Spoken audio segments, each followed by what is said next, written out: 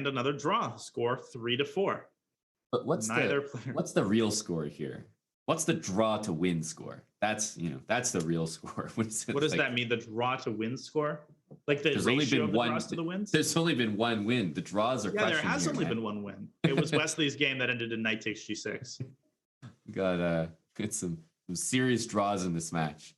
Yeah, open up the record books. This might actually be, probably is already a record for draws in the 5-minute portion. I think so.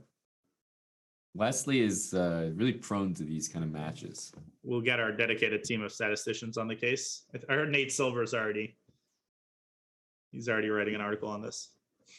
Yeah, most draws ever in an SCC. Moneyball 2. Okay, so another I have to say the types of positions aren't really doing either side any favors with respect to playing decisive games. It's just so solid for both colors. It's hard to gain the kind of pressure necessary to make these players falter in these types of positions.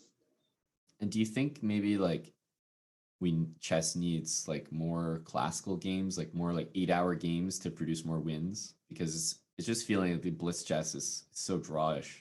I think blitz chess is dying, honestly. I mean, this match is just indisputable, irrefutable evidence. We should host a championship for like classical chess.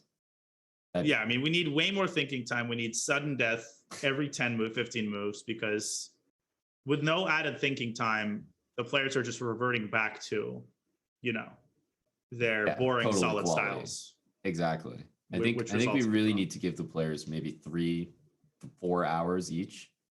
Finally at get a minimum, some wins. Bare minimum. I mean, and if you really want to do this well, then 6-7 hours with multiple adjournments. A game has to be an experience, not just bing, bing, bing, mouse, mouse, mouse, and the result. That's not how we play real chess. No. We can only hope there's a future like that one day, Dania. But for now, we've got speed chess, and we can see just how good these players are. Because the thing about speed chess is like when the quality's low, then you get more decisive results. Hey, these guys are just really good at what they do. That's what you're seeing here. Right. No, for sure. I mean, both of these players are so consistent. They're just not prone to having any, even individual games. I mean, just Wesley doesn't lose games quickly. Fabi doesn't lose games quickly. And that's what we're seeing. That's what we're seeing. So here, another relatively new type of position. White has this passer. It's blockaded. And White is potentially either trying to trade the knight or get his own knight to d5. Mm-hmm. This also feels pretty balanced. And bishop e6 wanted to be played, but knight g5, uncomfortable. So if he gets bishop e6, b6, I'm liking the outlook for black potentially. Yeah, no, I like this. Bishop e6, b6, yeah. These queenside pawns can be annoying. For example, if after bishop e6, White plays b3, then Black can often strike with a4 or c4. So yeah, Fabi just doesn't have a clear way to exploit this passer. It's going to be totally blockaded by that bishop on e6, which is going to appear there right now.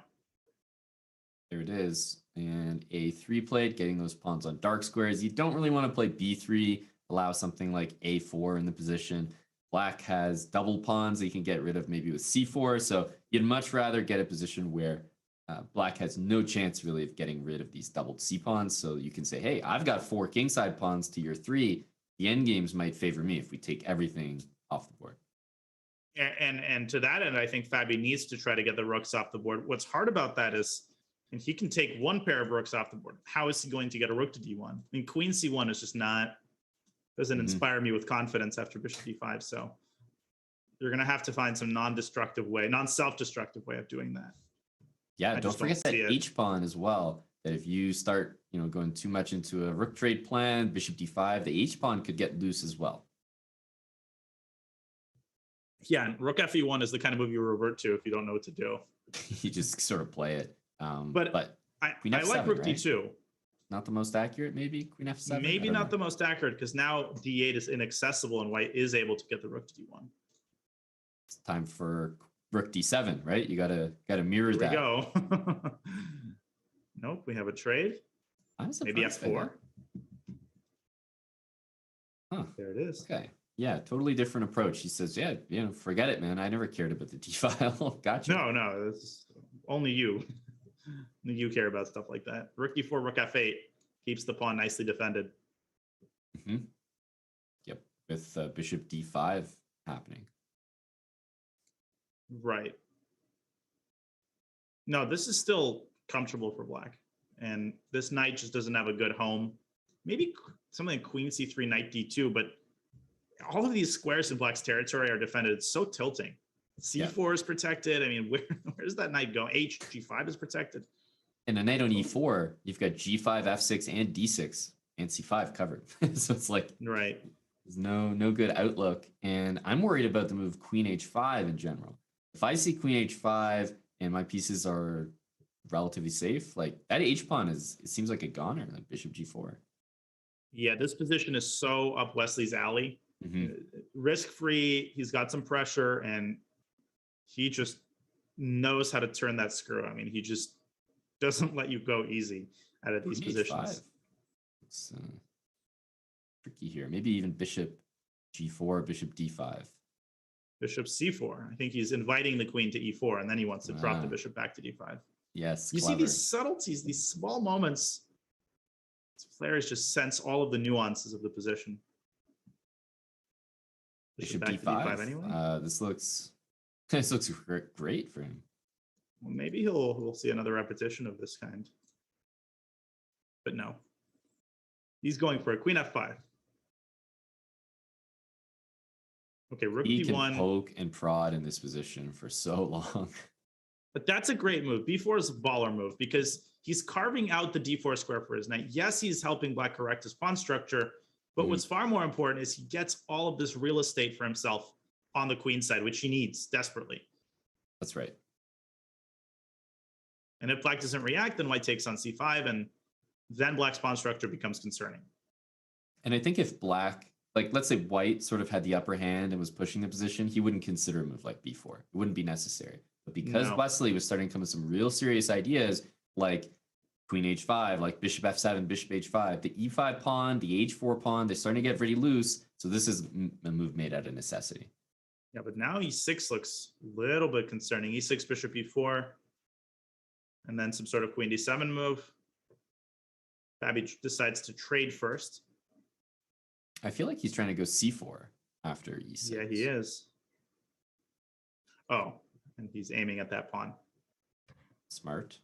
We might see some sort of liquidation where Wesley takes and goes bishop d5 and takes the knight, and you kind of see where this is going. You're not suggesting we see a draw, right? It's like almost no chance of that in this. The audacity to say that, no. Who do you think I am? I'm not that controversial. Rook e6, the big guns are out and swinging over to g6. I think Fabi should just start grabbing and then just pray. Because you've got this queen a8 check in some lines that you don't have anymore. Right.